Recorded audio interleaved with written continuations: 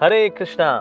तो आज हम शुरू करने वाले हैं अध्याय 4 को और अध्याय का शीर्षक है ज्ञान योग। तो आगे बढ़ते हैं, देखते हैं भगवान श्री कृष्ण इस अध्याय के अंदर क्या बता रहे हैं जी। भगवान श्री कृष्ण ने कहा, मैंने इस अमर योग विद्या का उपदेश सूर्यदेव विवस्वान को दिया और विवस्वान ने मनुष्यों के पिता मनु को ये उपदेश दिया और मनु ने इसका उपदेश इक्ष्वाकु को दिया, जो कि बेसिकली सूर्य डायनेस्टी में आए, जिसमें कि भगवान श्री राम आए आगे जाकर के। तो भगवान ने सबसे पहले जो ज्ञान दिया वो दिया था सूर्यदेव विवस्वान को। That means many millions and millions of years ago. कम से कम अगर आप इक्ष्वाकु भी देखे चलें, इक्ष्वाकु जो कि बेसिकली त्रेता युग में जब भगवान श्री राम आए थे, तो दैट मींस उन्हीं के वंश में आ रहे इक्ष्वाकु जी। तो ये त्रेता युग की बात है। ओह, त्रेता युग की बात। तो त्रेता युग की बात भला कितनी पुरानी बात हुई है? अगर देखें, जो कलयुग है, कलयुगा इज 4,32,000 ईयर्स। ठीक है जी, अगर इसको लेके चलें एक्स, ठीक है जी, और इसमें से अभी सिर्फ 5,000 साल ही बीते हैं, अभी बहुत कुछ बाकी है। कलयुग से पहले आता है द्वापर युग।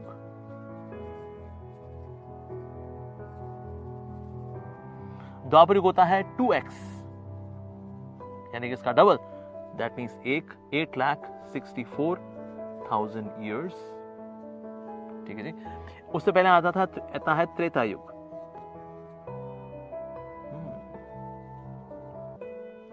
त्रेता युग होता है 3x, तो यानी कि इसका 3 गुना, तो मोटा मोटा 12,96,000 ईयर्स।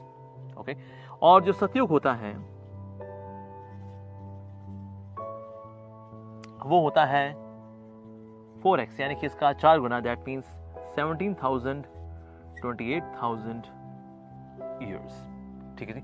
अब अगर ये लेके चले कि क्योंकि इक्ष्वाकु जी को दिया गया, यानी कि त्रेता युग में सूर्यवंशी थे, तो उनमें आगे जाकर श्री राम आए, यानी कि आप मोटा मोटा ये लेके चलें कि this plus this plus this, यानी कि अभी इसके क्योंकि सिर्फ 5,000 साल ही बीते हुए हैं, तो यानी कि दिस प्लस दिस लेके चलें प्लस 5,000, तो मोटा मोटा अगर इन दोनों को साथ लेके चलें, दैट मीन्स करीब 20 लाख साल पहले, मतलब approximately. So 20 lakh years back this knowledge was being given to Ikshvaku ji. लेकिन उनको कैसे प्राप्त हुई?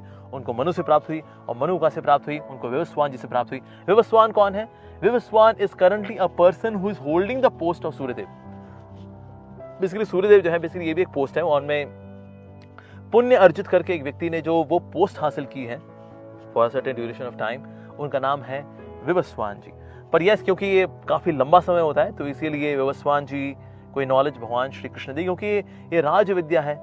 It is the knowledge which is to be given to the kingly saintly kings, ताकि वो सेंटली वे में राजपाट संभाल सके, तो इसीलिए उनको दी। And it was being given to the great rishis and great sages and great kings, the great leaders, the administrators, ताकि धर्म का पालन करते हुए धर्म के अनुसार, धर्म के फ्लेवर के साथ वो लोग एडमिनिस्ट्रेशन करें।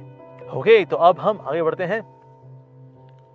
इस प्रकार ये परम विज्ञान गुरु परंपरा द्वारा प्राप्त किया गया और राज ऋषियों ने इसी विधि से इसे समझा, किंतु कालक्रम में ये परंपरा छिन्न हो गई, अतः यह विज्ञान यथारूप में लुप्त हो गया। यानी ये सीक्वेंस ही आगे बढ़ी, ये ज्ञान बढ़ा, लेकिन क्योंकि प्रीचिंग नहीं हुई, प्रचार नहीं हुआ, और कहीं ना कहीं इसको प्रोत्साहन नहीं मिला, तो फिर वो नॉलेज लुप्त हो गई। जैसे आज भी हम देखते हैं कई लोगों को भगवद गीता के बारे में पता ही नहीं है, because knowledge this was not being preached. क्यों?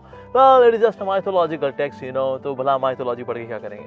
तो इस प्रकार से दिव्य ज्ञान लुप्त हो जाता है। तो इसलिए ज्ञान भगवान ने दिया था सूर्यदेव विवस्वान जी को, लेकिन आगे जाके ये छिन्न हो गया। ओके, आज मेरे द्वारा वही यह प्राचीन योग यानी परमेश्वर के साथ अपने संबंध का विज्ञान तुमसे कहा जा रहा है, क्योंकि तुम मेरे भक्त तथा मित्र हो। ओके, क्योंकि तुम मेरे भक्त तथा मित्र हो। तो यहाँ 2 क्वालिटीज हैं जो कि हाईलाइट की जा रही है अर्जुन के अंदर कि भगवान श्री कृष्ण ने अर्जुन को भला क्यों चुना, अर्जुन के अंदर क्या योग्यता है भला ऐसी। तो हालांकि ये तो खैर भगवान के बहुत ही शुद्ध बड़े निकटतम भक्त है, लेकिन हमारे अंदर भी एक क्वालिफिकेशन होनी चाहिए। एक है कि हमें भगवान को अपना परमेश्वर, अपना सब कुछ स्वीकार करना चाहिए। तो यानी कि अगर हम भगवान के भक्त बनते हैं, अ डिवोटी, एंड साथ ही भगवान को अपना मित्र मानते हैं, यहां भगवान के मित्र बनते हैं, इसका मतलब है भगवान को अपना वेल विशर मानते हैं हम, अगर ये दो क्वालिटीज किसके पास हैं, ऐसा व्यक्ति दिव्य ज्ञान को प्राप्त कर सकता है। जो भगवान का भक्त नहीं है वो कहेगा वेल इसमें भगवद गीता में क्या रखा है यार, छोड़ो यार, कुछ और पढ़ते हैं मैन, कुछ ढंगा पढ़ते हैं, अपने करियर में इन्वेस्ट करते हैं। हाँ, तो व्यक्ति जो भगवान का भक्त है और जो भगवान को वेल विशर मानता है, ऐसा व्यक्ति दिव्य ज्ञान को प्राप्त कर सकता है। So here comes the qualification in a person, what is required to acquire the spiritual knowledge. Of course भगवान से बड़ा हमारा हितैषी और कौन हो सकता है। God is the top most well wisher. तो इसीलिए ये दो क्वालिफिकेशन भगवान ने हाईलाइट की अर्जुन के अंदर, ये बताते हुए कि ये क्वालिटीज हमारे अंदर है, इसीलिए तुम स्पिरिचुअल नॉलेज को एक्वायर कर सकते हो। ओके, अर्जुन ने कहा, अब ये अर्जुन सवाल पूछने कहता है अच्छा ये 20 लाख साल पहले इन्होंने ये नॉलेज, ये जो भगवद गीता का ज्ञान है, ये सूर्यदेव को दिया था। अच्छा जी, अब अर्जुन में डाउट आ रहा है, क्योंकि बेसिकली इनमें डाउट नहीं है, ये हमारे डाउट है, क्योंकि हम भी ऐसा पढ़ेंगे तो हमें डाउट है, इतना पुराना, इतने पहले तो भगवान कृष्ण जी थे ही नहीं, भगवान तो द्वापर युग में आए हैं, द्वापर युग तो ये कुछ 1000 साल पहले की बात है जी। तो अर्जुन क्योंकि हमको रिप्रेजेंट करे, तो इसलिए अब अर्जुन यहाँ पूछ रहे हैं सूर्यदेव विवस्वान आपसे पहले हो चुके हैं, ज्येष्ठ हैं, तो फिर मैं कैसे समझूं कि प्रारंभ में भी आपने उन्हें इस विद्या का उपदेश दिया था। Good question. श्री भगवान ने कहा तुम्हारे तथा मेरे अनेकानेक जन्म हो चुके हैं, मुझे तो उन सब का स्मरण है, किंतु हे परंतपा तुम्हें उनका स्मरण नहीं रह सकता है। तो ये हमारे में और भगवान में अंतर है कि भगवान भी इससे पहले कई बार प्रकट हुए हैं। ओके, हालांकि भगवान उनके साथ अपने लिए भी जन्म शब्द का उपयोग कर रहे हैं, लेकिन एक्चुअली भगवान भी कई बार आए हैं, हम लोग ने भी कई बार जन्म लिया है, ठीक है, लेकिन भगवान में और हमारे में बहुत अंतर है। कॉमन क्या हमारे अंदर कि भगवान भी कॉन्शियस है, हम भी कॉन्शियस हैं। ओके, नित्यो नित्या नाम, चेतना चेतना नाम, तो भगवान भी नित्य है, इटर्नल है, और हम भी इटर्नल है। भगवान में भी चेतना है, ठीक है जी, और इसका मतलब होता है कॉन्शियसनेस।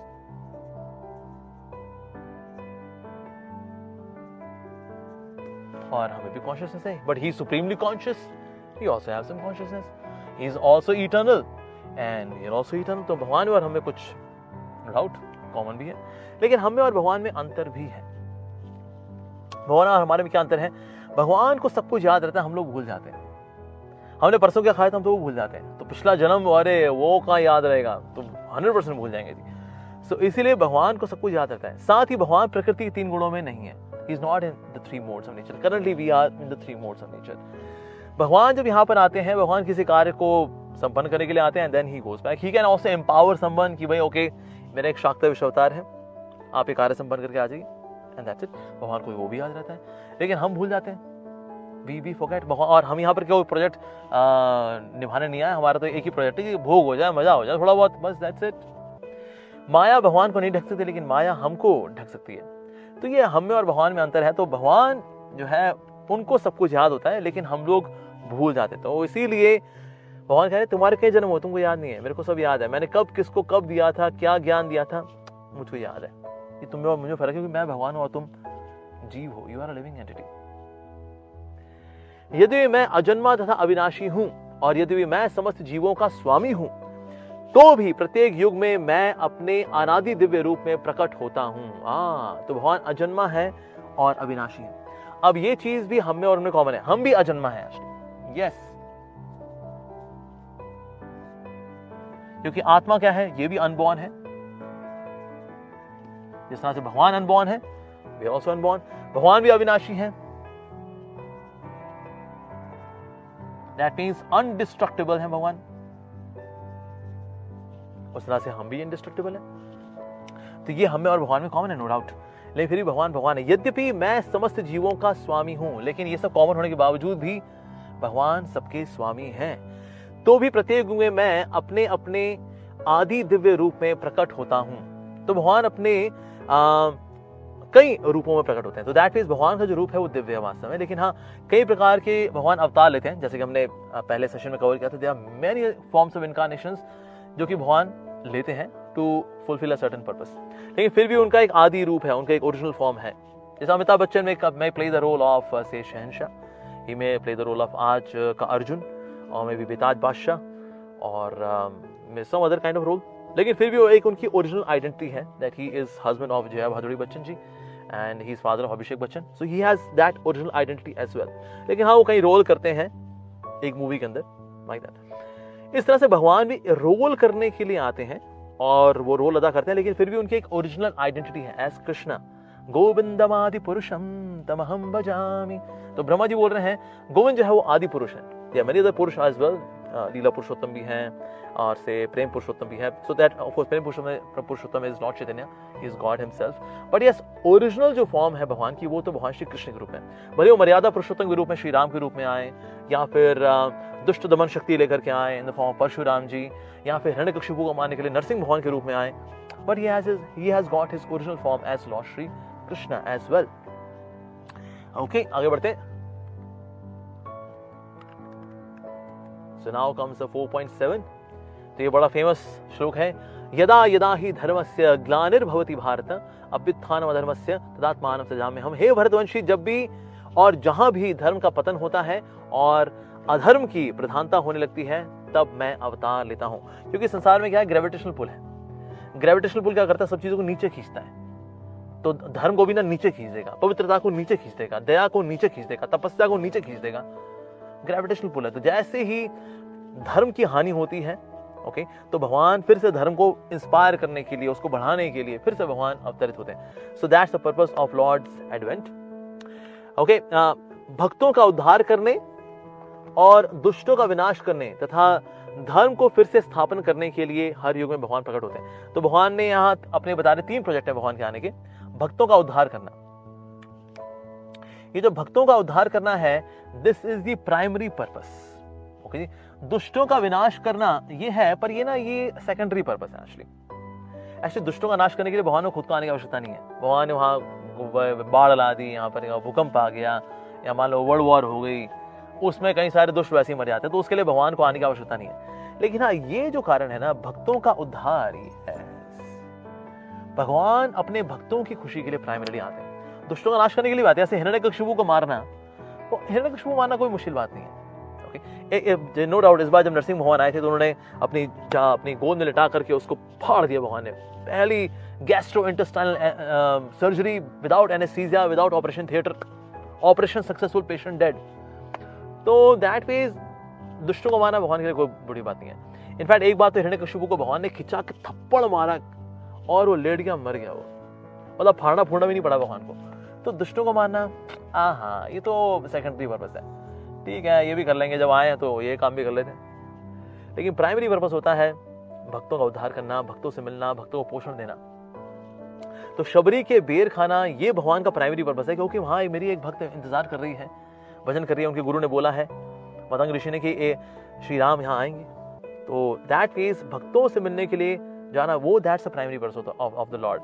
लेकिन हाँ, दुष्टों का विनाश करना, ठीक है, रावण वगैरह को मारना है, बीच में कुछ ये दुष्ट वगैरह कुछ राक्षस वगैरह आएंगे, okay, I will kill them, I will have some fun, you know, या तो भगवान वो भी कर लेते हैं। लेकिन प्राइमरी पर्पस भगवान का होता है भक्तों का उद्धार करना, ठीक है जी। और साथ में जब ऐसा होता है, यानी भक्तों का उद्धार होता है, दुष्टों का नाश होता है, तो उसका रिजल्ट क्या होता है कि जो धर्म होता है उसकी स्थापना होती है, क्योंकि भक्तों को पोषण मिल गया ना, भक्तों का एम्पावरमेंट मिल गई।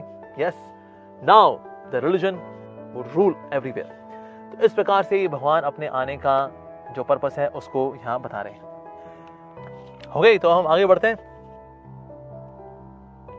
हे अर्जुन, जो मेरे आविर्भाव तथा कर्मों की दिव्य प्रकृति को जानता है, वह इस शरीर को छोड़ने पर इस भौतिक संसार में पुनः जन्म नहीं लेता, अपितु मेरे सनातन धाम को प्राप्त होता है। तो जो भगवान श्री कृष्ण के, ठीक है, भगवान श्री कृष्ण बोल रहे हैं, 2 चीजें किनको दिव्य माना है जी।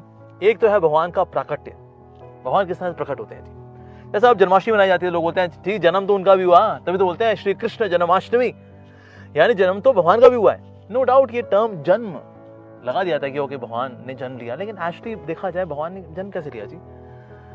God doesn't manifest by some biological process between male and female, ना, ऐसा बिल्कुल भी नहीं है। भगवान श्री कृष्ण का प्राकट्य है वो दिव्य है वास्तव में। तो जो ये मानता है कि भगवान प्रकट होते हैं, अपनी इच्छा से प्रकट होते हैं, होता क्या है ना, जैसे कभी किसी जेल में मान लीजिए कोई प्राइम मिनिस्टर आए या प्रेसिडेंट आए, तो जितने भी कैदी होते हैं कहते हैं अपन लोग 420, ये भी 420, तभी तो आए भाई साहब तिहाड़ जेल के अंदर। हाँ, और क्या नहीं तो। लेकिन एक्सक्यूज मी सर, जो बाकी कैदी हैं जो तिहाड़ जेल में आए वो अपने कर्मों को भोगने के लिए यहाँ पर आए, कर्म फलों को भोगने के लिए आए, बिकॉज उन्होंने कुछ गलत काम किया था। आप भुगतो जी, आओ तिहाड़ जेल के अंदर। लेकिन जब प्रेसिडेंट आते हैं, प्राइम मिनिस्टर आते हैं, वो उन्होंने ऐसा नहीं कोई गलत काम किया इसलिए वो आए, वो यहाँ पर निरीक्षण करने के लिए आए। और जेलर से पूछते हैं कि जेलर यहाँ पर ये अगर कोई ऐसा भी जो सुधर रहा है, तो जेलर कहता है हाँ सर ये फला फला है, सुधार तो इसमें है। वैसे तो गलती से चक्कू किसी पेट में डाल दिया था, बाद में बड़ा पछतावा कि अरे यार चक्कू तो सब्जी में डालना चाहिए, पेट में नहीं डालना चाहिए, तो पछतावा उसको सर। अच्छा ओ ऐसी कितनी सजा है वैसे इसकी? वेल सर इसकी सजा है 14 साल कैद बामुशक्कत। अच्छा ओ ऐसी लेकिन सुधार है इसके अंदर है। हाँ सर ठीक है, तो 1 महीने बाद इसको रिलीज कर दो। ठीक है सर, ऐसा जैसा आप बोले सर, बिल्कुल सर। उस तरह से भगवान श्री कृष्ण भी अपनी माया शक्ति को बोलते हैं कि अच्छा इनमें कौन सुधर रहा है भाई? कहते हैं हाँ ये थोड़ा सुधर रहा है, थोड़ा आपका भक्ति करता है, आपका नाम वगैरह लेता है। कहते हैं अच्छा सर कितनी सजा है इसकी? कहते हैं हाँ इसके अभी है 100 करोड़ जन्म है अभी इसके। ओह ऐसी अच्छा सुधर रहा है लेकिन ना, ठीक है इसको 1 आध जन्म में इसको रिलीज कर देना है इसको, ठीक है ओके ऑलराइट। तो दैट फेज। लेकिन जो बाकी लोग हैं संसार के अंदर, तो ये मानते हैं अरे देखो अपन लोग 420 थे, हम भी संसार में आए, हम भी कर्म भुगत रहे हैं, हमारा भी जन्म हुआ था, हम भी कर्म भुगतते हैं, हम भी दुख पाते हैं, हम भी मरते हैं।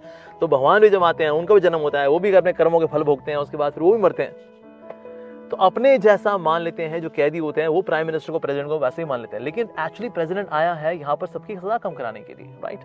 अगर कोई सुधर रहा हो उसकी सजा कम कर देंगे प्राइम मिनिस्टर या प्रेसिडेंट। उस तरह से भगवान आते हैं हमारे कर्मों की पोथियों को काटने के लिए आते हैं। लेकिन जो कम समझदार लोग होते हैं उनको लगता है वेल अपन लोग 420, ये भी 420, ये प्रभु भी जो है संसार के बंधन में है जी, हम भी जन्म मृत्यु चक्कर में, ये भी जन्म मृत्यु के चक्कर में। एक्सक्यूज मी, भगवान के जो कार्यकलाप है वो दिव्य होते हैं। So Krishna when he comes or any of his incarnation when they come, तो भगवान अपनी खुद की इच्छा से आते हैं। आत्म माया, तो कभी कभी जो आत्म माया शब्द है जब उसको कोई व्यक्ति पढ़ लेता है, बोलते हैं ओ भगवान भी यानी कि माया के द्वारा फंस करके संसार में उन्होंने जन्म लिया जी। ओ नहीं सर एक्सक्यूज मी, आत्म माया, आत्म माया का मतलब ये है कि भगवान अपनी खुद की योग माया शक्ति से आते हैं, महामाया से नहीं आते। So there are 2 kind of maya शक्ति।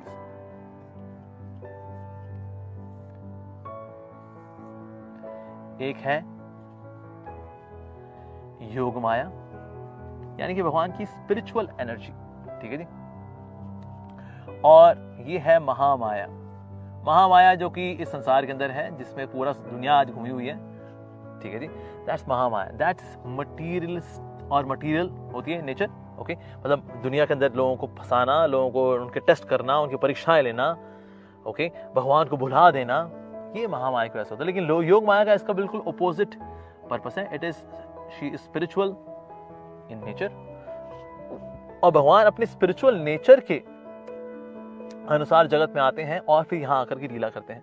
तो जब भगवान ऐसे बोलेंगे आत्म माया, इसका मतलब ये नहीं कि भगवान महामाया में आकर के लीला कर रहे हैं, नो, योग माया में आकर कर रहे हैं वास्तव में। यानी yog maya is expansion of his own adi shakti which is Shrimati Radhika. तो इसीलिए भगवान की दिव्यता को समझ पाते हैं जब ये बात मानते हैं कि भगवान का जो कुछ भी है वो स्पिरिचुअल ही है, हमारा जो है वो मटीरियल ही है। हमारा यहाँ पर चल रहा होता है सारा हिसाब किताब, भगवान यहाँ पर करते हैं। And that too yog maya is not controlling the lord, बल्कि माया भगवान की अधीनस्थ होकर के सेवा करती है उनकी, ताकि ओके लीला में जो भी कार्य संपन्न करना, लॉर्ड कैन डायरेक्ट योग माया।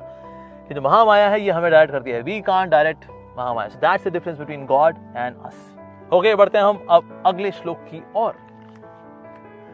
आसक्ति, भय तथा क्रोध से मुक्त होकर मुझ में पूर्णतया तन्मय होकर और मेरी शरण में आकर बहुत से व्यक्ति भूतकाल में मेरे ज्ञान से पवित्र हो चुके हैं। इस प्रकार से उन सबों ने मेरे प्रति दिव्य प्रेम को प्राप्त किया है। तो यहां पर बताया जा रहा अटैचमेंट्स, भय और क्रोध, यानी कि फियर भी है और एंगर भी है। ओके, तो यहां पर बेसिकली 3 चीजें आ रही हैं। एक है अटैचमेंट, एक है फियर और तीसरा है एंगर।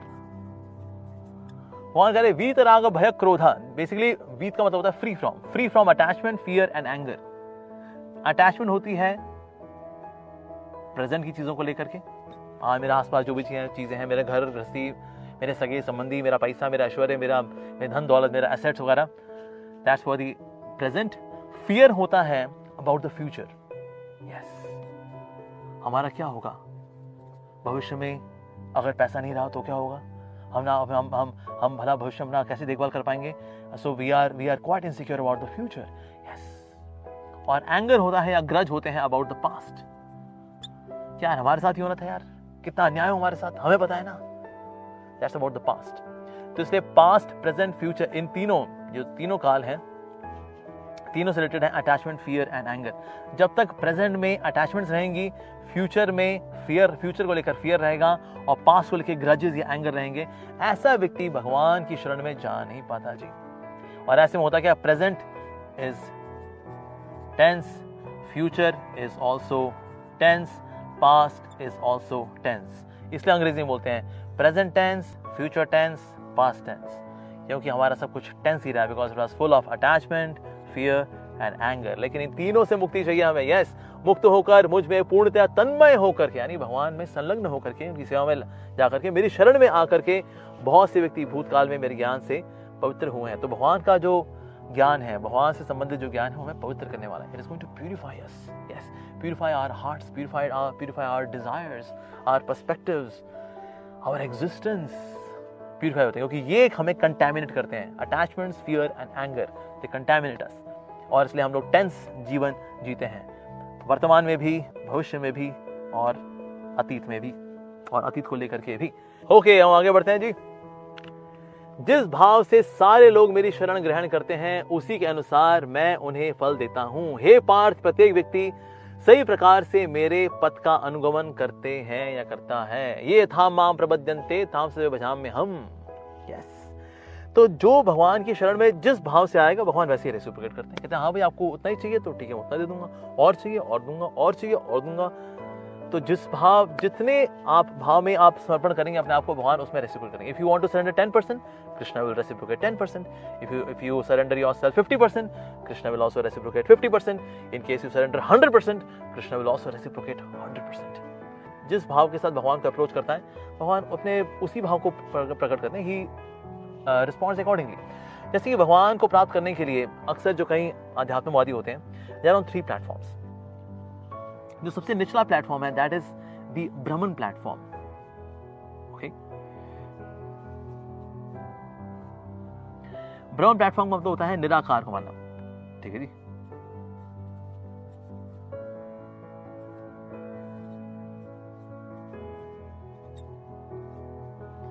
इससे भी श्रेष्ठ जो होता है वो होता है परमात्मा रियलाइजेशन।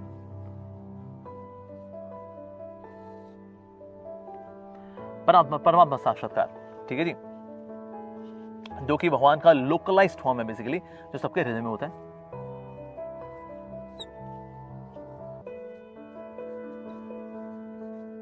ये है हृदय में स्थित भगवान का रूप। और सबसे ऊंचा जो रियलाइजेशन है वो है भगवान का इन द फॉर्म ऑफ भगवान।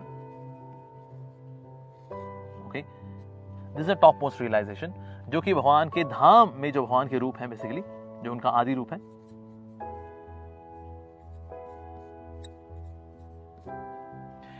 तो होते ये तीनों के तीनों निर्गुण है। निर्गुण का मतलब है सतोगुण, रजोगुण, तमोगुण के परे। निर्गुण का मतलब ये नहीं उनमें कोई गुण ही नहीं है। हाँ, निर्गुण, निर्गुण, इसका मतलब भगवान में कोई गुण है ही नहीं जी, नो क्वालिटीज। हाँ, ऐसा क्या? नहीं, ऐसा नहीं। निर्गुण का मतलब है सतोगुण, रजोगुण और तमोगुण के भगवान परे हैं, इसीलिए उनको बोला जाता है निर्गुण। कुछ लोग मानते हैं वेल ये तो निर्गुण है क्योंकि निराकार प्रकाश, निराकार ब्रह्म, ये तो निर्गुण है जी, इसमें सतोगुण, रजोगुण, तमोगुण नहीं होता। लेकिन हाँ, ये सतोगुण वाले फॉर्म से ये ये भगवान के इनका कार्यकलाप क्या है, तो ये इसको इसलिए इनको बोलते हैं ये है सगुण ब्रह्म, ये है निर्गुण ब्रह्म। एक्सक्यूज मी, ये सब के सब निर्गुण में ही आते हैं। ठीक है जी। तो भगवान का जो रूप है वो निर्गुण होता है। That means it is beyond 3 modes of material nature. लेकिन हाँ, अभी भगवान के एस्पेक्ट्स हैं कि भगवान श्री कृष्ण जो है he is in his original form. Okay, या सबके हृदय में परमात्मा रूप में, या फिर उनके शरीर से निकलने वाला जो प्रकाश है दैट इज ब्रह्म। अब अगर कोई भगवान को भाई निराकार लेके चलना चाहता है, भगवान उसको यही प्रकाशित करते हैं अपना। क्या ठीक है भाई, तुमको यही चाहिए, ठीक है, ऑलराइट, तो मेरे निराकार प्रकाश की ओर तुम लोग। अब वो बोले आपका परमात्मा रूप में मुझे दर्शन हो जाए, सबके हृदय में जो परमात्मा रूप में विराजमान है, ठीक है, हाँ, that is also my expansion, ये मेरा विस्तार है। ओके, ग्रेट, वंडरफुल, बहुत बढ़िया जी। और अगर कोई भगवान की भक्ति करना चाहता है, then Lord Krishna also reveals himself as the supreme Lord. तो इसीलिए ये तीनों जो साक्षात्कार, जो जैसा जैसा चाहेगा भगवान उसको वैसे वैसे प्रकट होंगे। तो ये था मां प्रबध्यन्ते ताम से भजाम्य हम, पर जिस जिस अनुपात में आप मेरे पास आओगे उस अनुपात में मैं आपको रिस्पॉन्ड बैक करूंगा। आपको जो मेरा जो एस्पेक्ट चाहिए I will manifest like that. तो आप क्या चाहते हैं? से ब्रह्म तक, which is very partial realization, very very partial realization। परमात्मा रियलाइजेशन या मच बेटर, कम से कम भगवान के रूप को तो स्वीकार किया कि भगवान का रूप दिव्य भी होता है, दैट मीन्स परमात्मा रियलाइजेशन इज गुड। लेकिन बेस्ट जो है भगवान का आदि रूप है, जिनसे परमात्मा आ रहे हैं, जिनसे कि ब्रह्म यानी कि जो प्रकाश है वो आ रहा है।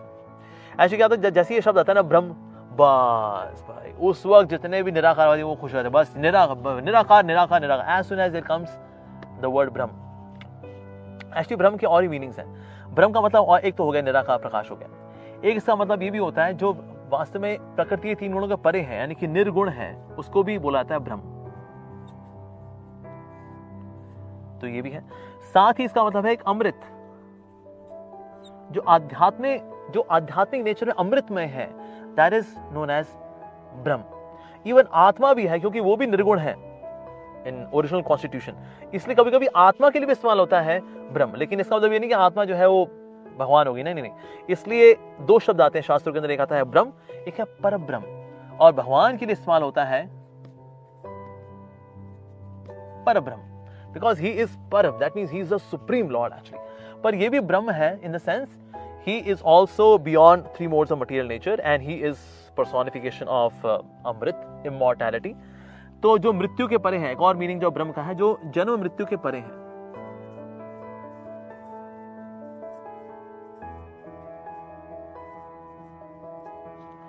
That is also known as Brahm. और मतलब ऑफकोर्स निर्गुण का एक और जो मतलब है, दैट्स ऑल्सो कि मतलब वो दिव्य है। हर वो चीज जो दिव्य होती है उसको भी ब्रह्म बोल दिया जाता है। So that means it's a very generic, I would say a generic address to God. जैसे कि इंग्लिश में बोलते हैं ना God, God is very generic, लेकिन ना उनका नाम कैसा है, उनका रूप कैसा है, उसमें कोई फोकस नहीं है, उसमें उस बारे में कोई डिस्क्रिप्शन नहीं है। तो just like God is very generic, उस तरह से ब्रह्म is a very generic address. Anything जो कि वह निर्गुण है, दिव्य है, अमृतमय है, जन्म मृत्यु के परे है, तो उसको भी ब्रह्म बोल दिया जाता है, नॉट जस्ट निराकार ब्रह्म या निराकार प्रकाश।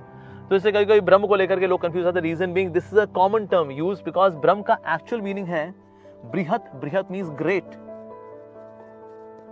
सो all that which is great is known as Brahm in spiritual nature. Great है that to spiritual in nature. तो इसलिए ये सब के सब स्पिरिचुअल इन नेचर है, भगवान भी, परमात्मा भी, ब्रह्म भी। लेकिन जो भगवान का सबसे ज्यादा स्पिरिचुअल, जो सबसे ज्यादा जो एग्जॉल्टेड है, जो सबसे जो आदि रूप है, सबसे ज्यादा अमृत में और रेसिप्रोकेटिव फॉर्म है, दैट इज भगवान एक्चुअली। तो इसीलिए समटाइम्स कभी कभी लोग ब्रह्म जो जय शब्द देखते हैं, देन दे बिकम कंफ्यूज। तो इसलिए ब्रह्म शब्द कहां पर इस्तेमाल हो रहा है, फिर उससे उसका मीनिंग पता लगता है एक्चुअली। जैसे फॉर एग्जाम्पल अगर मैं बोलूं गोली खा ले, ठीक है जी। अब गोली तो बंदूक की गोली भी होती है, एक पैरासिटामोल की गोली भी होती है। अच्छा, मैं अगर बोल रहा हूँ गोली खा ले क्योंकि तू बीमार है, इसका मतलब यहाँ जो शब्द गोली आ रहा है, गोली का मतलब पैरासिटामोल या क्रोसिन की गोली है। ये बंदूक की गोली की बात नहीं कर रहे हैं। अरे यार तू तो मुझे गोली दे रहा है यार, ओ गोली दे रहा है मतलब तू मुझको यहाँ पर ना फंसा रहा है, यहाँ तू मुझे कंफ्यूज कर रहा है। हाँ, तो गोली शब्द कहाँ किस वाक्य में लग रहा है, उससे उसका मीनिंग पता लगता है, ठीक है जी। ऐसा नहीं कि जहां गोली आ गया उसका गोली का मतलब ये वही है, तू मुझे गोली दे रहा है मतलब तू मुझे पैरासिटामोल की गोली दे रहा है। ना ना ना ना, यहाँ गोली देने का मतलब है तू मुझे धोखा दे रहा है यार, you are cheating me man, like that. इसीलिए जिस प्रकार से जैसे ब्रह्म भी है, वो सेंटेंस में कहां पर आ रहा है उससे फिर उसका मीनिंग प्रकाशित होता है, because it is very generic understanding. Generic मतलब anything which is of this nature, उसको बोल जाता है कि ओके ये ब्रह्म है। निराकार का वैसे एक मतलब ये भी है कि भगवान का भौतिक आकार नहीं है, आध्यात्मिक आकार है। जैसे हमारा आकार है, ठीक है जी, लेकिन भगवान का ऐसा आकार नहीं है, हड्डी मांस मज्जा वाला आकार नहीं, भगवान का दिव्य है आकार है। तो इसलिए कभी कभी भगवान को निराकार या अशरीरम, भगवान का शरीर नहीं है ऐसा बोल जाता है। पर अशरीरम का मतलब ये नहीं कि भगवान का शरीर नहीं है, उनका रूप तो है, पर शरीर का मतलब होता है, the meaning of sharir means that which is prone to decay. क्योंकि भगवान का शरीर क्या है, वो that is not prone to decay. Okay, तो इसलिए कभी कभी भगवान को अशरीरम भी बता दिया जाता है, but that does not mean that he doesn't have form, he has a form. But वो कैसी फॉर्म है, वो है सत सच्चित आनंद। तो भगवान की फॉर्म बेसिकली ऐसी है, ये इस तरह से, ये भी सच्चिदानंद है, even Paramatma is also Sachchidanand, but that's the original form of the lord which is sachchit anand. तो इस प्रकार से भगवान को हम समझ सकते हैं, and we should not become confuse कि जो जहां ब्रह्म आ गया मतलब वो निराकार की बात हो रही है। नहीं नहीं, ऐसा नहीं है। इट डिपेंड्स कि ये शब्द भला कहां पर आ रहा है, इसको लेकर के और आगे हम लोग चर्चा करेंगे। So then we can understand कि किस प्रकार से जो ब्रह्म शब्द है वो दिव्यता को प्रदर्शित करता है। It does not always mean निराकार प्रकाश। ओके, तो हम आगे बढ़ते हैं। इस संसार में मनुष्य सकाम कर्मों से सिद्धि चाहते हैं, फलस्वरूप वे देवताओं की पूजा करते हैं। निस्संदेह इस संसार में मनुष्यों को सकाम कर्म का फल शीघ्र प्राप्त होता है, because all that which is cheap is not great and all that which is great is not cheap. तो सकाम कर्म से जो फल प्राप्त होते हैं, well not so great, so इसलिए उसको वो आराम से मिल भी जाते हैं। लेकिन भगवान यहाँ उसके लिए थोड़ी मेहनत करनी पड़ती है, नो डाउट। ओके, तो अगला श्लोक है, प्रकृति के तीनों गुणों और इनसे संबंध कर्म के अनुसार मेरे द्वारा मानव समाज के 4 विभाग रचे गए। यद्यपि मैं इस व्यवस्था का सृष्टा हूं, मैं बनाने वाला हूं, किंतु तुम ये जान लो कि मैं इतने इनके परे हूं और अव्यय अकर्ता हूं। बेसिकली भगवान जो है चतुर्वर्ण मया सृष्टा, भाई अभी ये 4 प्रकार के वर्ण भगवान ने बनाए। ठीक है जी, 4 प्रकार के वर्ण कौन कौन से हैं? उसमें आते हैं ब्राह्मण, क्षत्रिय,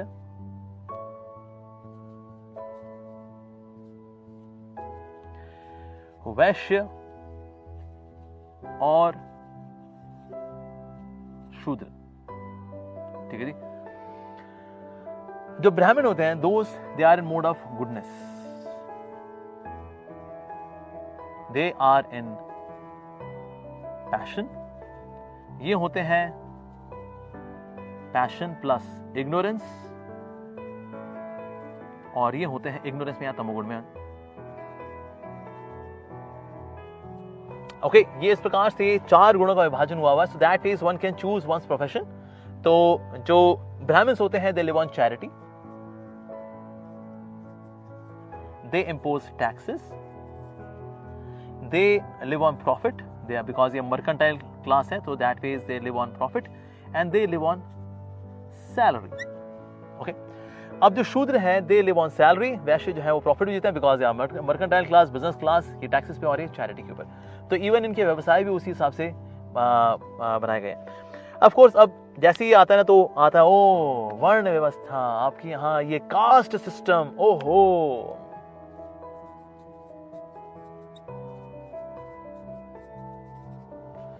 कास्ट सिस्टम, इसके ऊपर चेपी लगा दी जाती है, कास्ट सिस्टम। ये देखिए, ये कास्ट सिस्टम है। आप लोगों ने ब्राह्मण, क्षत्रिय, वैश्य, शूद्र, यहाँ पर कल्चर है। ये सबको समान अधिकार होने चाहिए। एक्सक्यूज मी, समान अधिकार सबको है, सबको जीने का हक है। Okay, these are only professions. Say for example, somebody wants to be a teacher, somebody wants to be a priest. ये उसका स्वभाव है, because the person is naturally in mode of goodness. जो व्यक्ति राजसिक होता है, उसका स्वभाव है that to be an administrator. So क्षत्रिय होते हैं, they are administrators actually. जो वैश्य होते हैं, they are business class people. Okay, और शूद्र होते हैं, they are working people. Even a software engineer, एक डॉक्टर भी या फिर एक सॉफ्टवेयर इंजीनियर भी, they take salary, so they are also Shudras. तो क्या शूद्र होना क्या बहुत खराब बात है? नहीं।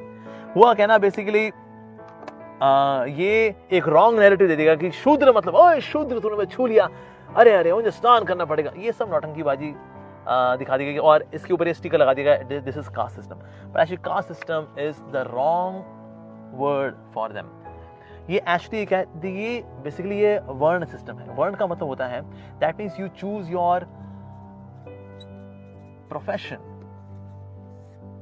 As per your nature. और ऐसा नहीं कि मान लीजिए अगर कोई व्यक्ति किसी फैमिली में जन्म लेता है लेकिन उसके अंदर he is more inclined to do say being a teacher actually. So even somebody who is a salaried person, ठीक है, a salaried person, उसके यहाँ पर एक बच्चा पैदा होता है जो कि who wants to be a teacher because he is a very sattvic kind of person and he wants to educate the world. That means a person is now can be counted as a Brahmin. That means ऐसा नहीं कि जो ब्राह्मण होते हैं वो goodness में होते हैं, excuse me, जो लोग गुडनेस में होते हैं they are known as Brahmanas. जो लोग पैशन में होते हैं they are known as Kshatriyas. जो पैशन और इग्नोरेंस में होते हैं they are known as Vaishyas. और जो तमोगुण में होते हैं they are known as Shudras. Now again जो तमोगुण में ऐसा नहीं वो प्योरली बस तमोगुण में ही है, उनका सत्वगुण भी होता है। no doubt. Otherwise, how can they acquire knowledge? Even a software engineer, we cannot say that this person is in tamogun. पर ये है कि of course this person depends on this person for knowledge, क्योंकि ये teacher है और इसके संग में आकर के even a person who is working can also work in goodness, even though by birth this person was in ignorance, but person can upgrade oneself from here to here or here or here. ऐसा नहीं जो शूद्र हो गया बस वो शूद्र ही हो गया, नो, ऐसा बिल्कुल भी नहीं है. श्री प्रभुपाद जी जब यूएस से गए तो प्रभुपाद जी ने तो इवन जो इनसे भी नीचे हैं जो कि गौ का मांस खाने वाले हैं, दैट मीन्स इवर यावनास, इवर मलेच्छास, जो कि इनके भी नीचे आते हैं, even they became not just Brahmanas, they became even devotees. Devotees are even above Brahmanas. Devotee. So that ways one can certainly upgrade oneself and even degrade oneself. अगर कोई व्यक्ति ब्राह्मणिकल था but the person did something wrong और उसकी ऐसी आदतें हो गई which are quite तामसिक, so person can be counted as something below brahmana as well. तो ये caste system नहीं है, basically one chooses one's profession as per one's nature actually. तो इसीलिए ये जो सिस्टम बनाया है ये भगवान ने बनाया. That means you choose your profession actually as per your nature. जैसे आपके गुण आपको प्राप्त हुए हैं, सत्वगुण, रजोगुण, रजोतमो या ओनितमो, ओके, जैसे जैसे हम गुण एक्वायर करते हैं वैसे वैसे हम अपना प्रोफेशन चुन पाते हैं actually. Even a person who was a salaried person but later on he develop mode of goodness can become a teacher as well. तो अपने स्वभाव के अनुसार जब हम चुनते हैं अपने प्रोफेशन को, we contribute even more. So that way there is no such thing as caste system, and you will see that there are the priestly class and administrator class and the mercantile class or business class and the working class. All of them they exist all across the globe, not just in India, everywhere. ये USA में भी मिलेंगे, पाकिस्तान में भी मिलेंगे, अफगानिस्तान में मिलेंगे, China में मिलेंगे, हांगकांग में मिलेंगे, ऑस्ट्रेलिया में मिलेंगे, न्यूजीलैंड में मिलेंगे, रशिया में मिलेंगे, यूरोप में मिलेंगे, अफ्रीका में मिलेंगे, north America, south America, Canada, Greenland, Iceland, south pole, north pole, सब जगह पर आपको ये चार स्वभाव वाले लोग मिल जाएंगे. तो जिसका जैसा स्वभाव होगा वैसा वो प्रोफेशन चुनता है. दैट इज वर्ण system. It is not about छुआछूत, ये ऊंची जात का है, ये नीची जात का है, इसने उसको छू लिया, उसने उसकी परछाई छू ली, ओ हो राम राम राम राम, अब मुझे तो गंगा में स्नान करना पड़ेगा. ये सब this was distorted version of varna system. तो this is known as varna system. ठीक है जी. और इसका जो डिस्टॉर्टेड प्रैक्टिसेस थी that was called as caste system, जिसमें कुछ सो कॉल्ड ब्राह्मणास ने छुआछूत शुरू कर दी थी.